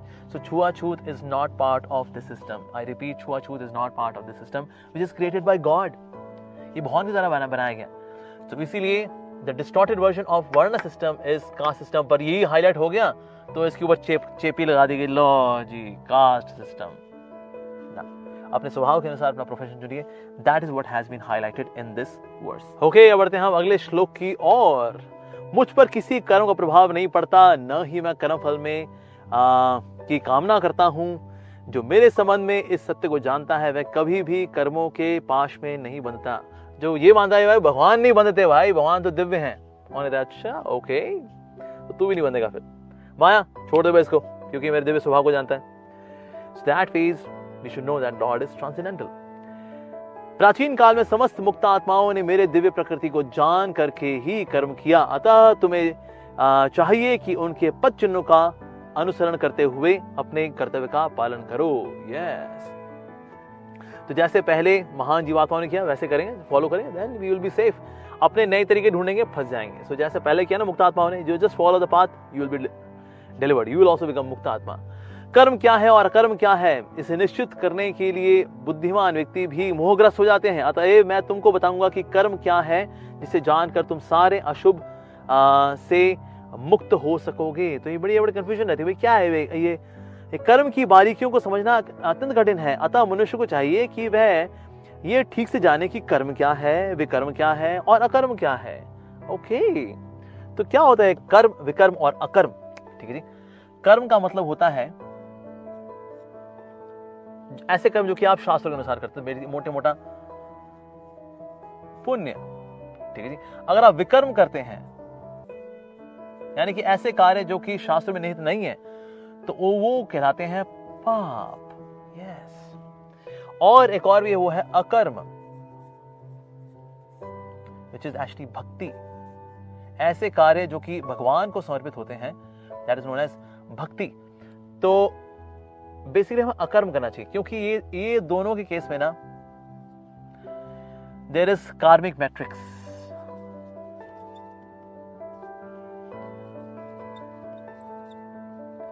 लेकिन इनका उल्टा है अकर्म, विच इज भक्ति। भक्ति में भी हम कार्य करते हैं, even we maintain our family, we go for job, करते हैं हम लोग, लेकिन क्योंकि हम भगवान के लिए कर रहे होते हैं इसीलिए हम उसमें बंधते नहीं है। लेकिन इसमें हम अपने लिए करते हैं। पुण्य भी किसके लिए? अपने फ्यूचर को बढ़िया करने के लिए। और अभी मुझे तुरंत मजा करना है तो मैं पाप पुण्य का सोचता ही नहीं, पाप कर बैठता हूं। तो because here is the concept of selfishness, और इसमें भगवान इंक्लूडेड नहीं है। दैट्स व्हाई जो ये karmic matrix it becomes very complicated. So we should do akarma basically. और जो लोग ये नहीं जान पाते कर्म क्या है, अकर्म क्या है, वो समझ नहीं पाते, ऐसे लोग मोहग्रस्त हो जाते हैं, भगवान बता रहे हैं। तो इसलिए इनको जो इनके बारे में जानते हैं कि अकर्म क्या है, विकर्म क्या है, अकर्म क्या है, ऐसा व्यक्ति कभी भ्रमित नहीं होता। ओके, तो इसीलिए कर्म की बारीकियों को समझना जरूरी है। जो मनुष्य कर्म में अकर्म और अकर्म में कर्म को देखता है वह सभी मनुष्यों में बुद्धिमान है और सब प्रकार के कर्मों में प्रवृत्त होकर भी दिव्य स्थिति को प्राप्त करता है। बेसिकली जो अकर्म कर रहा है बेसिकली ये भी कर्म कर रहा है, यानी एक्टिविटी कर रहा है, लेकिन फिर बनता नहीं है। तो जो अकर्म में एक्टिविटी को देख लेता है, यानी कर्म को देखता है, और साथ ही अकर्म यानी कि नो एक्टिविटी के अंदर एक्टिविटी को देखता है। जैसे फॉर एग्जांपल मान लो कोई ऐसे बैठा हुआ है, फिर भी वो थोड़ा बहुत कर्म तो कर रहा है। मान लो भगवान को नहीं मानता या भगवान को निराकार मानता है और कहीं ऐसे बैठ करके ध्यान लगा रहा है अगर, लेकिन फिर वो कर्म तो कर रहा है, वो ब्रीदिंग कर रहा है, वो खाना भी खाता है, right? So that means he is doing some kind of activity. तो नो एक्टिविटी के अंदर भी एक्टिविटी तो है। ओह यस, तो जो व्यक्ति अकर्म में कर्म को देख लेता है, ओके, और कर्म में भी अकर्म को देख लेता है, यानी कि भक्ति देखता है, ओके, यानी कि ऐसा व्यक्ति जो कर्म कर रहा है, यानी एक्टिविटीज कर रहा है, लेकिन बंधेगा नहीं वो। तो जो ये देख पाता है, ऐसे व्यक्ति को भगवान बोल रहे हैं कि वो बुद्धिमान व्यक्ति है वास्तव में। ऑलराइट, तो हम आगे बढ़ते हैं। जिस व्यक्ति का प्रत्येक प्रयास इंद्रिय तृप्ति की कामना के लिए होता है, यानी कि अपनी इंद्रियों को भोगने के लिए होता है, उसे पूर्ण ज्ञानी से रहित होता है। सॉरी, ओके, अगला श्लोक है, जिस व्यक्ति का प्रत्येक प्रयास इंद्रिय तृप्ति की कामना से रहित होता है, सहित नहीं होता, रहित होता है, उसे पूर्ण ज्ञानी समझा जाना चाहिए। क्योंकि जो पूर्ण ज्ञानी होता है ना, वही इंद्रिय तृप्ति से बच पाता है। जिसमें ज्ञान नहीं है वो इंद्रिय तृप्ति से क्या बचेगा? यार मजा कर लो यार, जिंदगी मिलेगी ना दोबारा, कर लो मजा भाई। सो दैट वे ऐसे व्यक्ति को हम ज्ञानी नहीं बोलेंगे, उसको अज्ञानी बोलेंगे। But the one who is free from the desire for sense gratification is actually पूर्ण ज्ञानी। उससे ही साधु पुरुष ऐसा कर्ता कहते हैं जिससे पूर्ण ज्ञान की अग्नि से कर्म फलों को भस्मसात कर दिया है। ओके, सो दिव्य ज्ञान, क्योंकि इस चैप्टर का नाम है दिव्य ज्ञान। So here the knowledge has been compared to first. तो पहली एनालॉजी आ रही है जो ज्ञान को डिस्क्राइब कर रही है, that is of fire. Fire जिस तरह से ईंधन को जला देती है, उस प्रकार से दिव्य ज्ञान, ये जो स्पिरिचुअल नॉलेज है, basically spiritual knowledge divine knowledge को फायर से कंपेयर किया, because fire can burn the fuel, similarly the fire of knowledge can burn the कार्मिक reactions. Yes, so here comes the first analogy. आगे बढ़ते हैं हम लोग। अपने कर्म फलों की सारी आसक्ति को त्याग कर सदैव संतुष्ट तथा स्वतंत्र रहकर ये वह सभी प्रकार के कार्यों में व्यस्त रहकर के भी सकाम कर्म नहीं करता। आगे बढ़ते हैं जी। ऐसा ज्ञानी पुरुष पूर्ण रूप से संयमित मन तथा बुद्धि से कार्य करता है, अपनी संपत्ति के सारे स्वामित्व को त्याग देता है और केवल शरीर के निर्वाह के लिए कर्म करता है। यह गृहस्थ भक्तों के लिए बहुत जरूरी है जी। हाँ, इस तरह कार्य करता हुआ वह पाप रूपी फलों में से प्रभावित नहीं होता। तो जो ज्ञानी पुरुष होता है क्या करता है? संयमित मन से तथा बुद्धि से कार्य करता है। वो मन जब संयमित नहीं होता तो उल्ट पटांग काम होते हैं। संयमित मन से वो बुद्धि से कार्य करता है। अच्छा, उससे क्या होता है जी? वह बेसिकली अपनी संपत्ति के सारे स्वामित्व को त्याग देता है। संपत्ति उसके पास है पर उसको ये नहीं मानता कि मेरी है, मानता है प्रभु की दी हुई है भाई। सो स्वामित्व का भाव त्याग देता है वो, और केवल शरीर निर्वाह के लिए कर्म करता है। यानी कि वो ऐसा नहीं कि लगा 12-12, 13-13, 15-15 घंटे काम कर रहा है। यस, मुझे एक दिन सीईओ बनना है, एक दिन मुझे सीएफओ बनना है, मुझे चेयरपर्सन बनना है। एक मिनट यार, जो ज्ञानी पुरुष होता है ना, वो सिर्फ और सिर्फ अपने जीवन निर्वाह के लिए कार्य करता है। उसको नहीं गाड़ने यहाँ झंडे वंडे गाड़े ना, उसको कोई इंटरेस्ट नहीं है। जो लोग झंडे गाड़ के यहाँ वहाँ बैठे हुए हैं, यहाँ झंडे गाड़े, वहाँ झंडे गाड़े, उसी झंडे के नीचे बैठकर दारू पी रहे होते हैं। थोड़ी अच्छी क्वालिटी दारू, महंगी दारू, दैट्स इट। वाह, व्हाट एन अचीवमेंट मैन। तो समझदार व्यक्ति होता है स्वामित्व के भाव को त्याग देता है और शरीर निर्वाह के लिए कार्य करता है। इतना कार्य करें जैसे कि 2 वक्त की रोटी हो जाए, बस दैट्स इट। बाकी टाइम तो चैनिंग हरे कृष्णा, दैट्स इट। इस तरह कार्य करता हुआ वह पाप रूपी फलों में से प्रभावित नहीं होता। जानता है भाई ठीक है, बस शरीर को पालना है ताकि शरीर जो है भगवान की सेवा में लग जाए। साधना करने के लिए शरीर साधन है, साधना करने के लिए शरीर साधन है, तो इसलिए हाँ शरीर का थोड़ा निर्वाह करना भी जरूरी है। इस भाव के साथ वो शरीर का भरण पोषण करता है। So that's very important for the devotees who are grihasthas. जो स्वतः होने वाले लाभ से संतुष्ट रहता है, स्वतः हो गया, अपने आप लाभ मिल गया, oh thank you very much, promotion अपने आप मिल गई, हाँ जी thank you very much, promotion नहीं मिली, no problem at all, I don't mind. जो द्वंद से मुक्त है, क्योंकि वो हमेशा संतुष्ट रहता है ना, because this person is always satisfied. तो उसका प्रभाव क्या होता है, the person is free from duality. तो द्वंद से वो मुक्त रहता है, सुख दुख, लाभ हानि, यश अपयश, ये द्वंद से मुक्त रहता है। और क्योंकि वो द्वंद से मुक्त रहता है, ठीक है जी, इसकी वजह से वो ईर्ष्या से भी रहित रहता है। क्योंकि द्वंद क्यों आता है, मुझे आगे बढ़ना है, मैं कैसे पीछे रह जाऊंगा, तो ईर्ष्या आती है, अरे ये कैसे आगे बढ़ गया यार, इस बंदे की औकात नहीं है, हाँ बिठा दिया। सो क्या anyways, every dog has a day, हर कुत्ते का दिन आता है, कोई नहीं बेटा। ईर्ष्या आती है जब द्वंद का भाव आता है। सो ईर्ष्या नहीं रहती जी, द्वंद नहीं रहा तो ईर्ष्या नहीं रही, ठीक है जी। अच्छा ईर्ष्या नहीं रहती तो होता क्या है, सफलता और असफलता दोनों में स्थिर रहता है। भाई वैसे ईर्ष्या है नहीं किसी से, I am not having any competition with anyone, तो सफलता असफलता कंपैरिजन, वेल इनके परे हो जाता है वो। ओके, वह कर्म करता हुआ भी कभी नहीं बंधता, ऐसा व्यक्ति जो है कभी भी नहीं बंधेगा। वाई? क्योंकि सफलता असफलता के परे है वो। अच्छा वो ऐसे कैसे हो गया, ईर्ष्या नहीं करता ना, ईर्ष्या नहीं करता, ऐसा कैसे, अरे द्वंद नहीं रहा उसके मन में कोई, ओह अच्छा द्वंद क्यों नहीं रहा उसके मन में, संतुष्ट रहता है ना वो। अच्छा भाई संतुष्ट क्यों रहता है वो, संतुष्ट इसलिए रहता है क्योंकि उसका जो मन है वो भगवान में लग गया, इसीलिए। So that way, so this is the sutra of doing action but not getting bound. तो भगवान ने इस साइंस को बड़े सुंदर तरीके से यहाँ समझाया, and how we should be free from duality, enviousness, beyond success, failure, and we really doing action but not getting bound by karma. Okay, जो पुरुष प्रकृति के गुणों के प्रति अनासक्त है और जो दिव्य ज्ञान में पूर्णतया स्थिर है, उसके सारे कर्म ब्रह्म में लीन हो जाते हैं। ब्रह्म में लीन अगेन भगवान की सेवा में युक्त हो जाते हैं। यहाँ ब्रह्म का मतलब ओके भगवान की सेवा में युक्त हो जाते हैं। That means that offering becomes divine.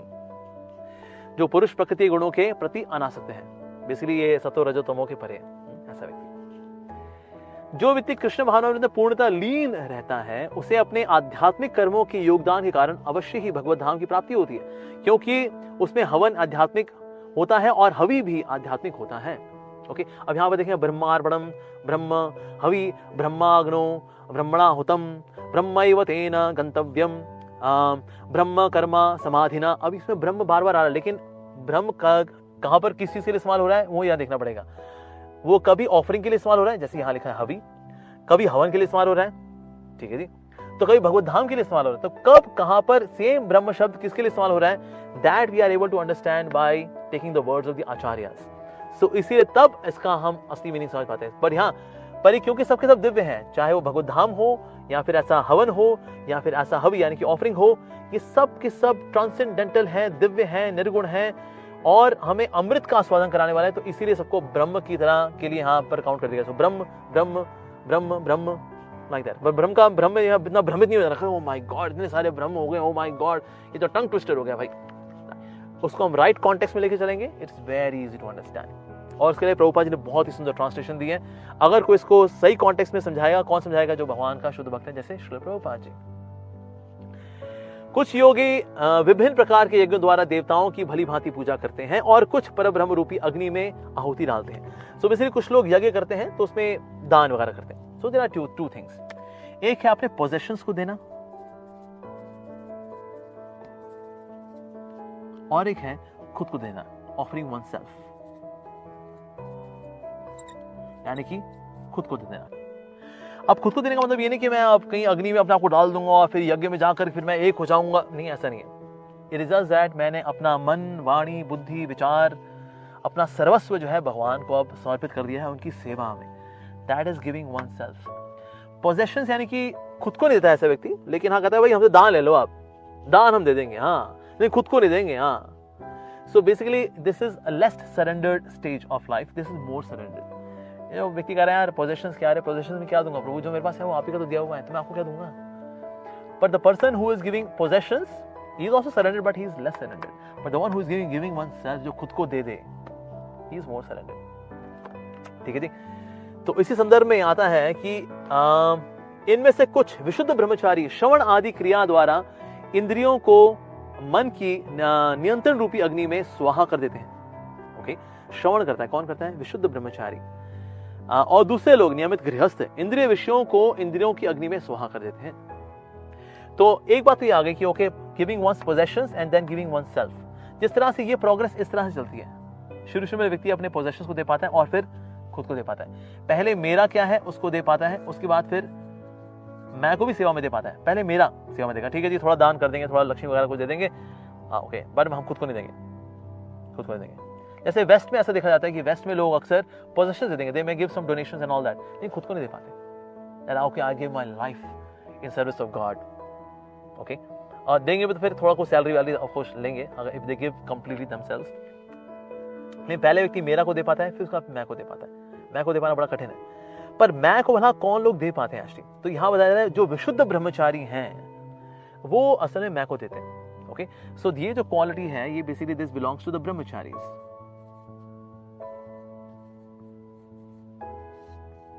Okay, जो अपने पोजेशंस दे रहे हैं लेकिन खुद को नहीं दे पाते, they are known as the गृहस्थास.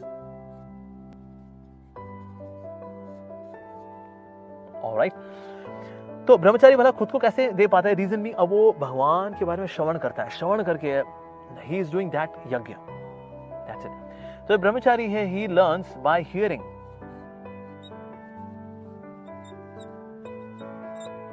Okay, जो गृहस्थ होता है he learns more by experience.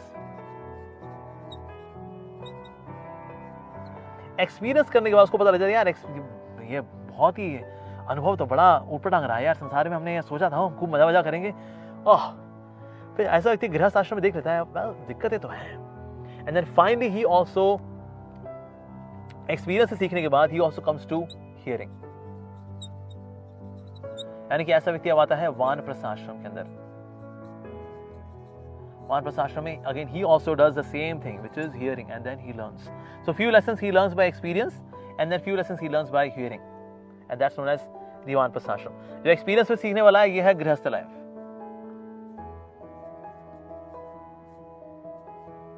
Experience सीखा उसने, बट उसने क्योंकि अच्छा कुछ सीखा, दैट फेज नाउ वानप्रस्थ जीवन में ही लर्न्स बाय हियरिंग. पर जो ब्रह्मचारी होते हैं they do not get into experience. जानते हैं ये एक्सपीरियंस जो है ना बड़ा महंगा टीचर है, जान निकाल लेता है. तो समझदार लोग होते हैं वो क्या करते हैं, सीधे हियरिंग से ही सीख लेते हैं and then they become perfect.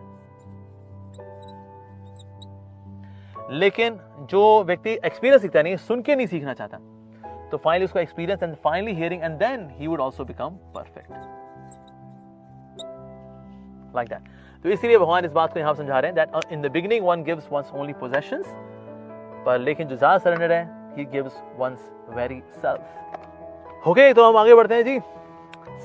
दूसरे जो मन तथा इंद्रियों को वश में करके आत्म साक्षात्कार करना चाहते हैं, संपूर्ण इंद्रियों तथा प्राणवायु के कार्यों को संयमित मन रूपी अग्नि में आहुति कर देते हैं. Yes, so that means we are to control our mind. Ultimately वो बहुत जरूरी है. अपनी प्राणवायु, that means giving one's very self.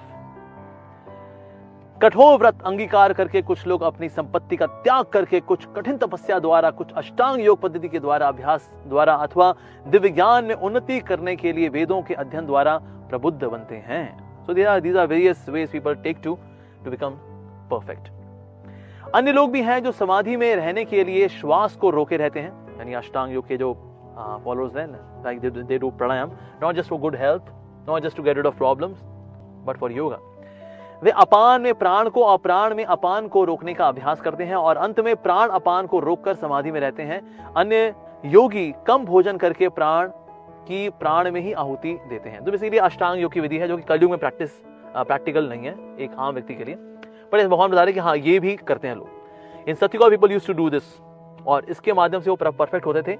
ये करते थे, लेकिन किसके लिए करते थे? भगवान के लिए करते थे, नारायण के लिए करते थे. सो दे वुड बिकम परफेक्ट. तो ये सब करना अपने आप में काफी नहीं है. ये सब करना नारायण को प्राप्त करने के लिए, भगवान के धाम को प्राप्त करने के लिए ये क्या करते थे सत्युग में लोग। But in modern age this is not practical, but इस भगवान ने फिर भी इसको मेंशन किया, या this is also one of the ways.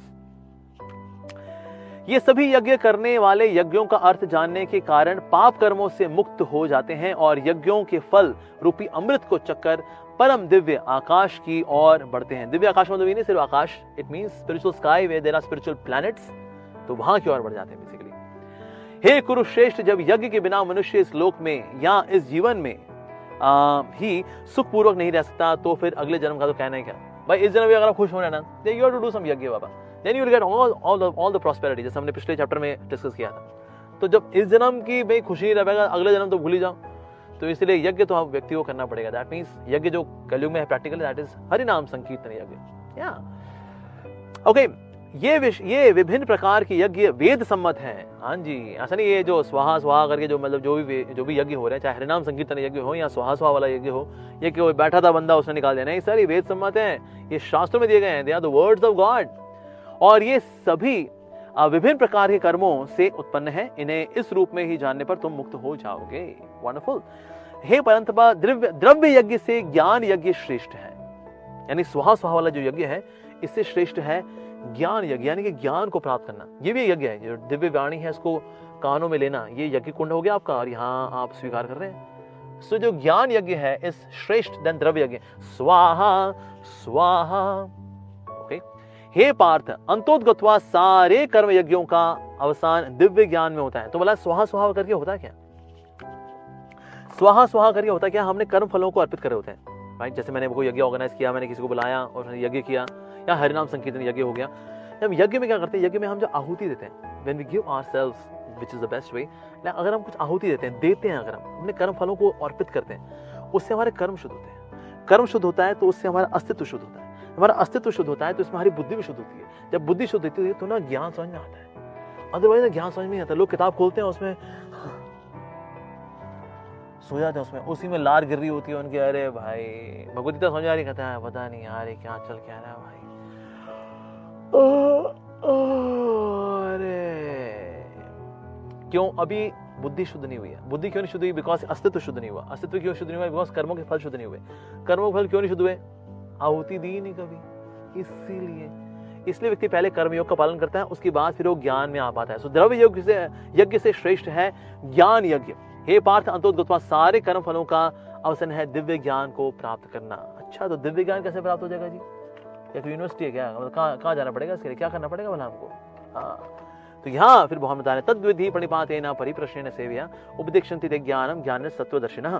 तुम गुरु के पास जाकर सत्य को जानने का प्रयास करो, उनसे विनीत होकर के जिज्ञासा करो और उनकी सेवा करो। स्वरूप सिद्ध व्यक्ति तुम्हें ज्ञान प्रदान कर सकते हैं, क्योंकि उन्होंने सत्य के दर्शन किए हुए हैं बाबा। तो गुरु के पास जाना चाहिए। तो अगर कोई कांजी भाई को मिला हुआ है, पीके ओ माय गॉड देखी हुई है, हमें किसी गुरु की जरूरत नहीं है, I can have direct connection with God. Excuse me sir, Bhagavad Gita बोल रही है one should go to guru. Yes, गुरु के पास हमें जाना चाहिए। अब गुरु के पास अगर आप जाते हैं तो गुरु के पास जाने के लिए और उनके पास जा करके लाभ उठाने के लिए there are few characteristics जो कि आपके अंदर होने चाहिए। That means qualities in a disciple, qualities in a student। अच्छा, स्टूडेंट के अंदर बड़ा क्या क्या क्वालिटीज होनी चाहिए? उसे विनीत होना चाहिए जी। That means a person should be humble। और जो चौड़ा होकर जाएगा गुरु जी के पास की, गुरु जी हम भी बहुत जानते हैं, ऐसा नहीं है, हम भी बहुत क्वालिफाइड है, हम भी बहुत पढ़े लिखे हैं, हाँ, तो ऐसा व्यक्ति जो है नॉलेज नहीं दे पाएगा। गुरु देखेंगे भाई तेरे को तो बहुत कुछ आता है, हाँ, तो मैं तेरे को क्या पढ़ाऊंगा भाई? तो that is you are so ज्ञानी। सो गुरु के पास जाकर we should feel like I am, मैं तो गधा हूं, मैं तो अज्ञानता में हूं, यस मैं तो सीखने के लिए आया हूं। जो चैलेंजिंग स्पिरिट में जाएगा कि आज देखना गुरु जी को चुप करा दूंगा। हाँ, गुरु जी बहुत बनते हैं अपने आप को, हम भी जानते हैं भैया, हम भी नत्थु करे नहीं है। हाँ, तो जो विनीत नहीं है वो गुरु के पास पहली बात तो जाएगा नहीं, और अगर गलती से पहुंच गया तो उनका संग का लाभ नहीं उठा पाएगा। दूसरी क्वालिटी क्या है? एक तो विनीत होना होगा, साथ ही जिज्ञासा करनी चाहिए उसको। तो गुरु के पास जाके दर्शन नहीं करने थे, महाराज जी दर्शन करने आए थे आपके। अरे सो दर्शन करने आए थे तो लो ये फोटो ले लो, ये फोटो फ्रेम लगा लो अपने कमरे के अंदर, रोज दर्शन कर लिया करो। गुरु के पास जाना चाहिए जिज्ञासा करने के लिए, क्वेश्चंस पूछने चाहिए। और जो प्रमाणिक गुरु होंगे ना, वो जिज्ञासा को एनकरेज करेंगे। हाँ, पूछिए, सवाल पूछिए, ओके, और उनके जवाब देंगे शास्त्रों के आधार पे, अपनी मेंटल कॉन्कॉक्शन के आधार पे नहीं। ओके, तो जिज्ञासा करनी चाहिए। जिज्ञासा कैसी करनी चाहिए? लाइफ में बहुत टेंशन चल रही है जी, मेरी बीवी मेरा कहना नहीं मानती जी, मेरे बच्चे बड़े बदतमीज हो गए हैं, बच्चों को कितने थप्पड़ मारने से बच्चे ठीक हो जाते हैं। अच्छा ये वाला आजकल मार्केट में कौन सा लेटेस्ट ट्रेंड कौन सा है, फैशन ट्रेंड क्या क्या चल रहा है। अच्छा अगर ये मेरी लड़की है जी, उसके लिए लड़का नहीं मिल रहा जी, तो अगर आपका कोई शिष्य हो तो अगर शादी के लिए तो प्लीज़ जरूर बताइएगा जी। ऐसी जिज्ञासा करनी चाहिए, दिव्य जिज्ञासा करनी चाहिए। We should inquire about spiritual truth, पूछना चाहिए, जिज्ञासा करनी चाहिए। गुरुवार जाकर से दर्शन नहीं करने होते, क्वेश्चंस पूछने चाहिए। We should have something tangible and then प्रमाणिक गुरु जो होंगे वो क्या करेंगे, वो आपकी जिज्ञासा का आंसर करेंगे based on the Holi scriptures, भगवान की जो वाणी है उसके अनुसार उसका आंसर भी करेंगे। अच्छा फिर क्या भाई, आपने जिज्ञासा पूछ ली, क्वेश्चन पूछ लिया, आंसर मिल गया, आप क्या करें, चल देंगे हम? नहीं जी, एक और काम भी करना पड़ता है गुरु के साथ, उनकी सेवा भी की जाती है। यस, सो गुरु के साथ जब कोई व्यक्ति विनीत रहेगा और उनसे जिज्ञासा करेगा और उनकी सेवा करेगा, ऐसा व्यक्ति उनसे ज्ञान ले पाएगा और ज्ञान का लाभ उठा पाएगा। अन्यथा otherwise there are people who do not serve, why should I serve this human being man, he is just an ordinary guy. ठीक है, थोड़ा सा इसको ज्ञान हो गया, बड़ा बनता है अपने आप को, सेवा नहीं करेगा जी उनकी, तो सर आप सीख भी नहीं पाएंगे। सेवा करनी चाहिए। मदन मोहन मालवीय नाम के एक बहुत बड़े पॉलिटिशियन थे, ब्यूरोक्रेट थे, और वो आए भक्ति सिद्धांत सर ठाकुर प्रभुपाद के पास और उन्होंने कहा ठीक है आप मुझसे कुछ सवाल पूछना चाहते हैं? कहते हाँ मुझे आपसे कुछ सवाल पूछना है, मुझे पता लगा that you are walking encyclopedia. उन्होंने कहा ठीक है आप जाकर के थोड़े बर्तन मांज दीजिए, आपको आपके सवालों के जवाब मिल जाएंगे। सो गए, उन्होंने जो भगवान के जो डीटी के जो बर्तन थे वो जब साफ किए, वापस आए और उन्होंने पूछा हाँ जी आपके सवाल क्या क्या है? पता लगा कि हाँ भाई मेरे को मेरे सवालों के जवाब मिल गए। तो यानी कि जब हम गुरु की सेवा करते हैं, ओके, उनकी आज्ञा का पालन करते हैं, then we get answers, then we are able to digest knowledge. तो इससे विनीत भाव से सवाल करना चाहिए। अब जब आपने सवाल किया, ठीक है जी, उनके पास गए, आप विनीत भाव से गए और आपने सब कुछ सवाल किया, आपको जवाब मिले, जवाब मिलने के बाद एज अ सर्विस एटीट्यूड हमें सेवा भी करनी चाहिए गुरु की। अब आपको सेवा दो तरह से होती है, एक होती है वाणी सेवा, एक होती है वपु सेवा। वपु सेवा मतलब है आपने वाकई में उनके लिए कोई दवाई ले आए, आपने उनके लिए कुछ फल इत्यादि लेकर के आ गए, या उनके चरण दबाने का आपको सौभाग्य प्राप्त हो गया, ये सेवा। और वाणी सेवा जो है वो भी है, वाणी सेवा मतलब उनका कहना मानना, जो बोले वो करो, दैट्स मोर इंपॉर्टेंट एक्चुअली। सो वाणी सेवा is more important then Vapu सेवा। बट ऑफकोर्स वपु सेवा का यानी कि शारीरिक सेवा करने का मौका मिले, of course we should do that. शारीरिक सेवा का मतलब ये नहीं है कि जो स्कैंडलस गुरु जो कि ऊपरटांग काम करते रहते हैं फॉलोअर से, स्पेशली फीमेल से, नॉट दैट काइंड ऑफ सेवा। So that is one may cook for guru, one may do some massage to the lotus feet of guru. Of course, not opposite gender can do that. Getting some medicines for guru. तो ये सब इस प्रकार से सेवा भी कर सकते हैं. So that's the way we can approach the spiritual master and we can learn from him. And then we can take advantage of this personality known as guru. क्योंकि गुरु ने क्या किया है? गुरु ने वास्तव में तत्व को देखा है, और क्योंकि उन्होंने गुरु ने तत्व को देखा हुआ है, इसलिए वो पता चल जाता है कि वास्तव में तत्व है क्या. We can ask questions and we can clear our doubts and learn so much from guru. Okay, आगे बढ़ते हैं जी. स्वरूप सिद्ध व्यक्ति ने से वास्तविक ज्ञान प्राप्त कर चुकने पर तुम पुनः कभी ऐसे मोह को प्राप्त नहीं होगे, क्योंकि इस ज्ञान के द्वारा तुम देख सकोगे कि सभी जीव परमात्मा के अंश स्वरूप हैं. तो अंश स्वरूप है का मतलब ये नहीं कि भगवान के अंश ही हो गए तो मतलब वो भगवान ही हो गए और we become like sample gods. नहीं, ऐसा बिल्कुल भी नहीं है. अंश स्वरूप का मतलब है कि भगवान की हम शक्ति का अंश है. बेसिकली भगवान की एक शक्ति है तटस्थ शक्ति. हम जो जीवात्मा है भगवान की तटस्थ शक्ति के अंश है. नॉर्दर के हम भगवान के अंश है. भगवान की आप उंगली हो गए, मैं अंगूठा हो गया, कोई बाल हो गया, कोई आंख हो गई. नहीं, ऐसा नहीं है. ये उनके अंश रूप है. जैसे पिता बोलता ना, मेरा बेटा ये मेरे जिगर का टुकड़ा है रे. इसका मतलब ये कि जिगर का टुकड़ा एक्चुअली काट करके वो बेटा बनाए. नहीं, ऐसा नहीं है. मतलब मेरे को बहुत प्रिय है. सिमिलरली हम भगवान के जो अंश हैं, बेसिकली हम भगवान के स्वरूप का अंश नहीं है, भगवान की शक्ति का अंश है. ओके, उनकी एक शक्ति है, एक तो माया शक्ति है, योग माया शक्ति, महामाया शक्ति, और बीच में एक और शक्ति भी आती है, उसको बोलता है तटस्थ शक्ति और जीव शक्ति. So we are part and parcel of Lord's जीव शक्ति. अर्थात वह सब मेरे हैं. हम भगवान नहीं हैं, हम भगवान के हैं. We are not gods, we are gods. हम भगवान नहीं हैं, हम भगवान के हैं बेसिकली. ओके, सो इसलिए इस बात को समझ पाता है वो जब व्यक्ति दिव्य ज्ञान को प्राप्त करता है और स्वरूप से व्यक्ति को अप्रोच करता है for the transcendental knowledge. So that's the effect.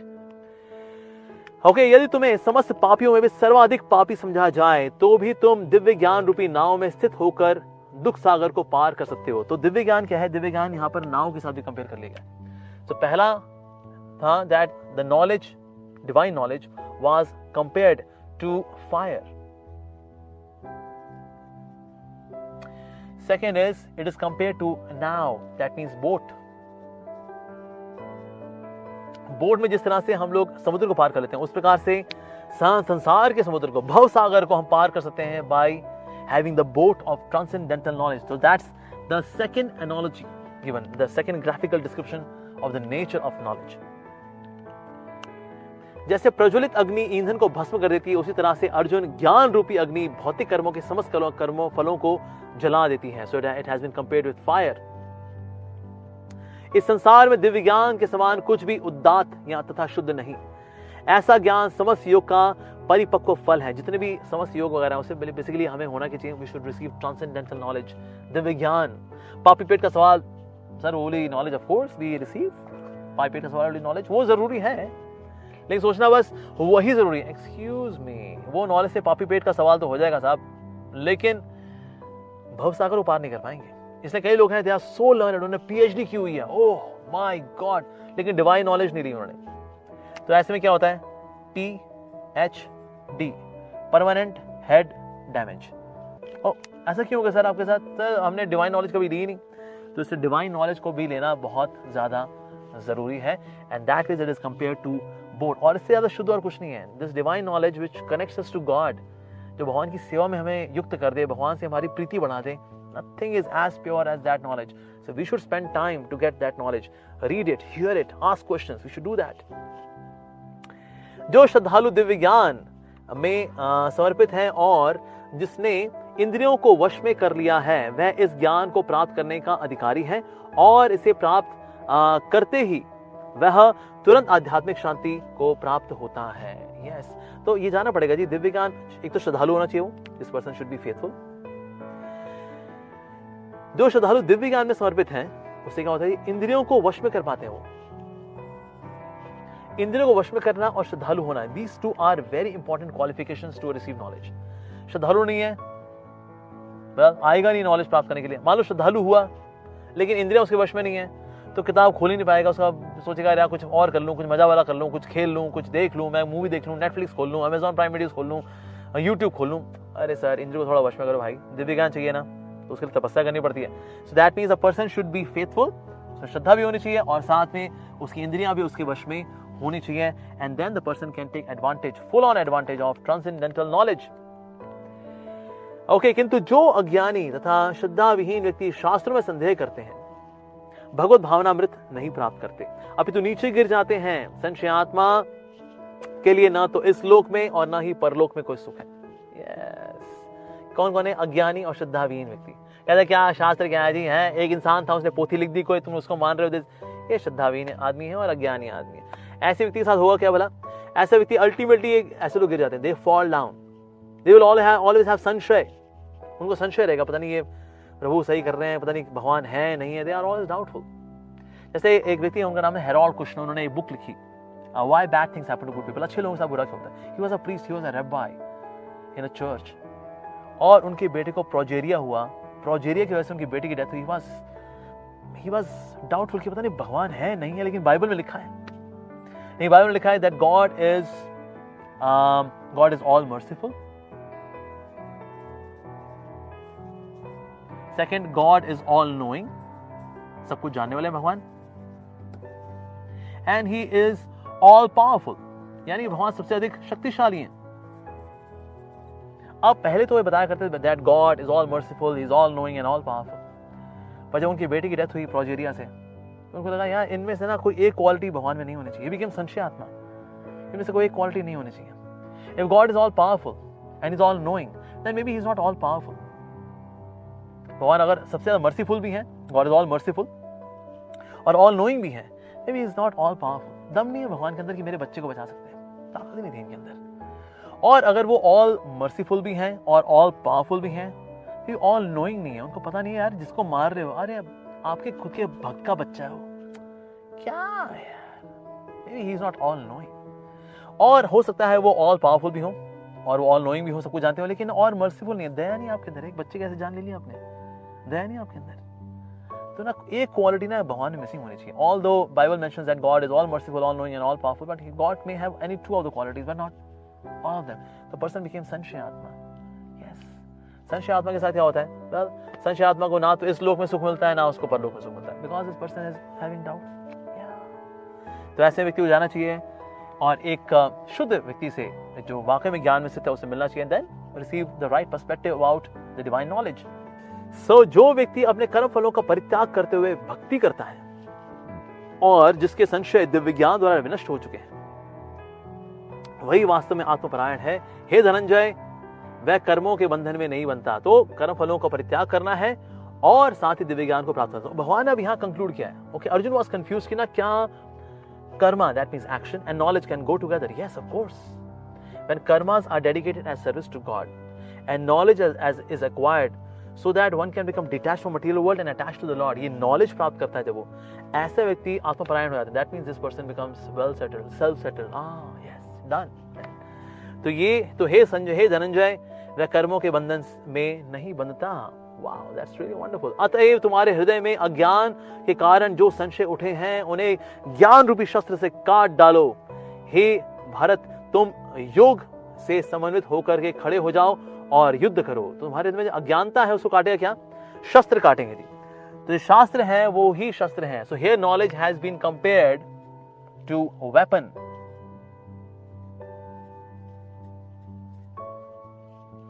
So weapon से क्या करते हैं हम? काटते किसी चीज को। सो अज्ञानता को अगर कट करना है, then ignorance has to be cut, weapon of knowledge. भव सागर को अगर पार करना है उसके लिए नाव जो है, that is also divine knowledge. और अगर पाप कर्मों के फलों को जला के भस्म करना है तो उसके लिए फायर है, divine knowledge. So these three analogies are being given in this 4th chapter about the nature of knowledge. जो डिवाइन नॉलेज है उसका स्वभाव कैसा होता है। Alright, so this was the last verse of the 4th chapter of the Srimad Bhagavad Gita. Thank you very much for listening. Hare Krishna. Alright, so dear listeners, for a systematic course on spirituality, you can register. Yes, the name of the course is Spirituality for Modern Age, SMA. तो इसके लिए आप जा सकते हैं इस website पे, इसका लिंक नीचे डिस्क्रिप्शन बॉक्स में दिया गया है, www.revivingvalues.com, और वहां पर जाकर आप रजिस्टर कर सकते हैं। पैसा कितना? Absolutely free. और हर एक सेशन के साथ होगा एक Q&A, तो सेशन प्लस Q&A पर वीक आपके लिए होगा। सो सेशन होंगे, उसके बाद then you can send your questions and then we would answer them, और आप उन सेशंस को बाद में भी सुन सकते हैं। अगर आप उस वक्त अवेलेबल नहीं हो पाए, that's understood, that's absolutely okay, उसको बाद में भी आप सुन सकते हैं। So please go and register for spirituality for modern age, revivingvalues.com. Registration is absolutely free.